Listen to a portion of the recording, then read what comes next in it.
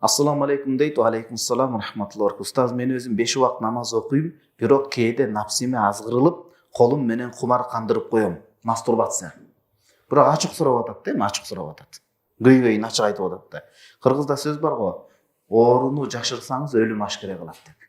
Азыр бул киши ошол нерсени сурагысы келип атат. Ошон үчүн биз бул кишини бетпак, кандай бетиң жок, жекеге чыкканда сурабайсыңбы дебейли. Балким жекеге чыкканда жетпей калат. Мен боюм кичинекей кармай эле калсам эмне кыласыз?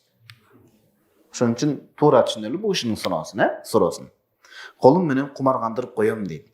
Кандай кылып токтотсом болот? Жанада акыркы күндөрү кыздарга көп кароочу болдум. Азирети Али радиаллаху таала анхунун сөзү бар. Мен аксара мин масси закарихи дейт. Якау физ зина. Ким ушундай мастурбация кечиресиз бул сөзгө? Кечирим сурап айтайын, бул сөздү адепсиз деп кабыл алмаңыз. Алигисин көп кармалай берсе зарылчылыгы жок. Ал адам зинага түшпөтчү коркунучу бар дейт. Мастурбациянын акыры ошол көз зинасына алып барат. Көз зинасынан көрүп кумарганбагандан кийин барып чыныгы зинага жетелейт. Ошон үчүн муну токтотуш керек бир тууган. Бул негизи мастурбация болбойт өзү. Такыр болбогон нерсе. Караңыз. Куранда Аллах Таала бир аятта айткан. Иннал мубаззирина кану ихвана шаятин. Ысырапкорчулукка жол бергендер ысырапкорчулар дейт. Кудай берген нерсени мындай оң тетири чачкандар шайтандын бир туугандары болот дейт. Кудай урукту дагы өлчөмү менен берген да. Кудай берген урук мен байны сулбу аттырайып Куранда келет, эркек адамдыкы белден бөлүнөт, аял кишиники көкүрөктөн бөлүнөт. Ошол белге берилген уруктуктун да өзүнүн бир курамы, запасы бар да. Курамы бар, тобу бар. Ошол белгилүү бир өлчөмү бар. Анан бул адал нике менен үйлөнүп түшүрө турган нерсени колу менен түшүрө берсе, жанагы бул жердеги топтомдун курамы азайып кетет. Азайып барып бел кубаты кетет мына. Бул мастурбациянын биринчи зыяны ысырапкор болот.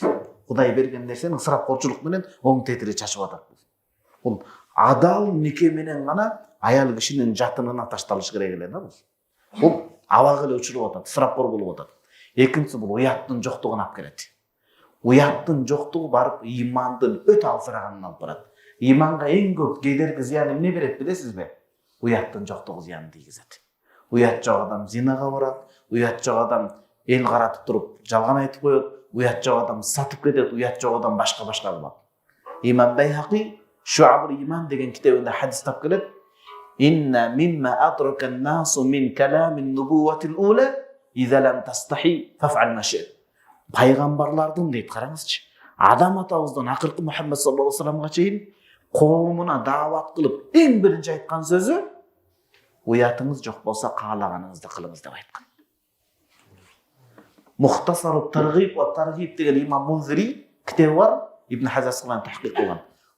Ихтисарын ошол китепте хадис тап келет пайгамбар саллаллаху ла хаяа лиман ла иман. Ла имана лиман ла хаяа лаху. Уяты жоктун ыйманы жок дейт. Уяты жок ыймандан чыгып кетет деген маанада эмес. Ыйман өтө үлбүрөп алсыз болуп калат деген сөз. Мындай жамандыктардан тозбойт деген сөз да. Бул биринчи ысырапкорчулук болот, мастурбация, кол кумарын кандыруу. Экинчи бул уяттын жоктугун алып келет. Үчүнчү ден соолуктун өтө солгундап зыянын алып келет. А бул шариатта жаман каралган. Куранда Аллах Таала айтат: "Ва ла тулqu bi aydikum ila tahluka", өзүңөр зыян келтирбегиле дейт. Өзүңөрдү зыянга учуратпагыла, башыңарды балеге салбагыла, ден соолуңарга зыян келе турган нерсени кылбагыла дейт. Мастурбацияны адат кылып алган адам бел кубаты кетет. Биз бул боюнча китеп окуганбыз атайын. Тарбиятул аулад фил ислам деген китеп бар. Ошондо айтат, чубак устазыбыз берген эле башында. Медицинал врачтардын ушул жыйынтыгын алып келип берген, дарыгерлердин, табыптардын. Белдин кубаты кетет. Бир. Эртең бул жаш болуп туруп эле бечел болуп барат, простата калып барат. Суу өтөт. Анан адам усулу жок жүрүп калышы мүмкүн. Жинилешип кирип кетиши мүмкүн. Ошентип көп усулу жок жүрө берсе Кудай сактасын. Жинилешип калышы мүмкүн деми? Жинилешип коркунуч алып келиши мүмкүн. Андан кийин бул адам көңүл буруңуз. Коомдон өзгөчөлөнүп, психикалык жактан да зыяны бар мунун мастурбациянын. Психикасы бузулат, ой жүгүртүүсү бузулат. Кандайча? Уялчак, корунчак болуп калат. Корунуп дегени жалпы жыйынга бара албай, жалгыздыкты көксөп калат бул адам. Эмнеге? Жалпы жыйында ал жана ырахатын кандыра албайт, кантип кандырат? бетпак эле адам болбосо ал жалгызга качып калат. Эч ким жок, үйдү бекинип, терезесин жабынып, анан ошол убакта кумарын кандырам деп психикалык жактан бул оору болот, коомго аралаша албай калат. Коомго аралашпаган адам көп жакшылыктан калып кетет ал. Адамдар коомдо жакшы иштерди кылып, сабакка келип угуп атса, бул көрдү, сабак болот деп. Бирок сабакка кире албай, жалгыз бөлмөдө бардыгын кетирип коюп, жаап күнөө ишти кылып аткан болот. Көрдүңүзбү мунун кесепети канчалык болот? Анан дагы психикалык дагы зыяны мына, мен сизге шарияттын зыянын, медициналык зыянды, анан психикалык тараптан зыянын айтып атам сизге. Бул адам эртең үй бүлөсүнүн ажырашуусуна барып алып барат, эгер эртерээк тооба кылбаса бир тууганым. Кандайча? Мастурбация бул хаял дейт. Чыныгы жыныстык катнаш эмес, адам никесиндеги жубайы менен, кечиресиз бул сөзгө. Бул фантазиясындагы жыныстык катнаш болуп калат. Адатта кантип ал кумарын кандырат ал?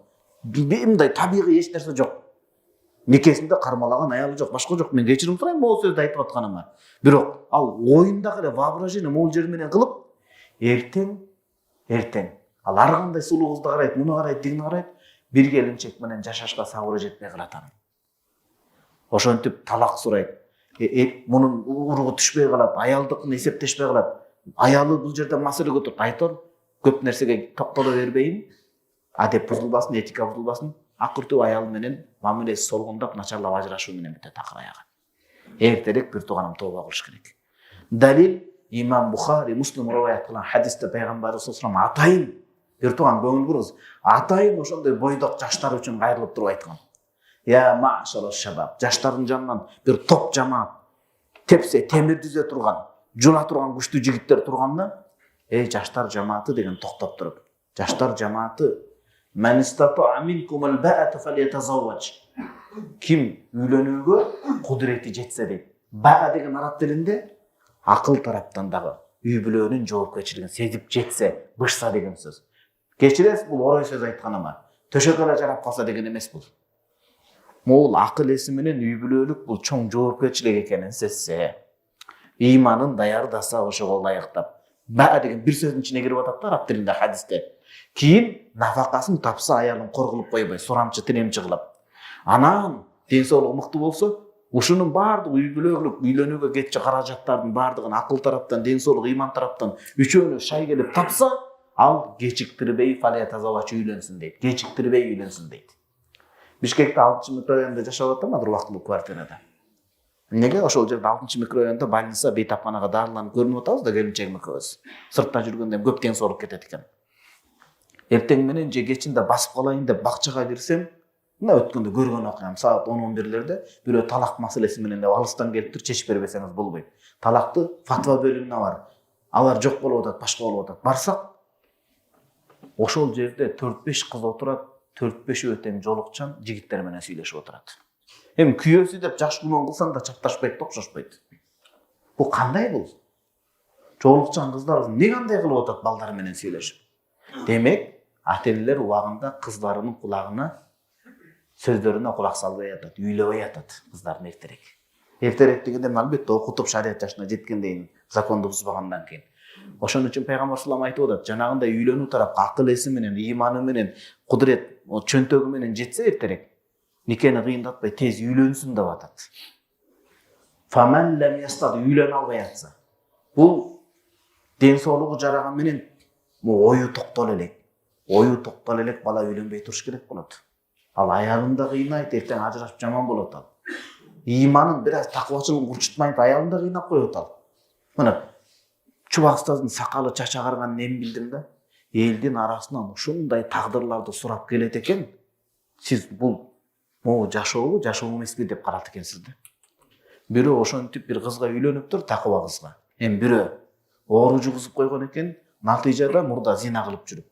Аялы да ооруп калган, уколсуз жашай албайт. Монусунда мындай болот. Өтө оор чийлешкен тагдырлар бар да. Карасаңыз. Ошону айтып атат. Фамандан ястады, ким үйлөнө албаса деп атат. Үйлөнө албаса деген түшүнүңүзбү? Акыл эс жагынан ошо жоопкерчиликти сезе элек болсо, ыйманын такыбачылык менен курчут элек болсо тобо кылып, берки жактан чөнтөгү жук болуп кыйнап койсо эртең сурамчы телемчи кылып аялын. Өз үйдө жатып. Ошонун бир нече даяр боло элек болсо, никени кыйнатпайбыз албетте. Анда ал орозо тутсун дейт. Фа алейхи бис-сом, анда орозо тутсун. Ораза адамның шахватын, дене құмарын алсыратады. Дене құмарын кадимгидей алсыратады. Сізге бірінші кеңеш ол көп ораза тұтыңыз. Неге? Ораза шахватын азайтады. Бұл дүниеде. Ақыретте ораза күнөөдөн тозған себептен тозаққа қалқын болып кіргізбейді. Ораза тұтыңыз, анан үйде жалғыз қалбаңыз. Жалғыз қалғанда досыңыз, шеригиңиз шайтан болады. Шайтан жанагы нерсеге түртөт сизди. Спорт менен машыгып чыгып кетиңиз, дене машыгуу менен. Мечитте мына дават амалдар бар. Бешамалга келип машварага катышыңыз. Жамаат окуңуз, Куран окуңуз. Чоң-чоң алымдардан сабак алыңыз. Жалгыз калбаңыз. Такыр жалгыз калбаңыз. Ошо жалгыз калгандан башталат бул. Өтө кенен жооп башыңыз айланып кетпесин, мен айта берем таң атканга чейин. Сиз көтөрө албай каласыз.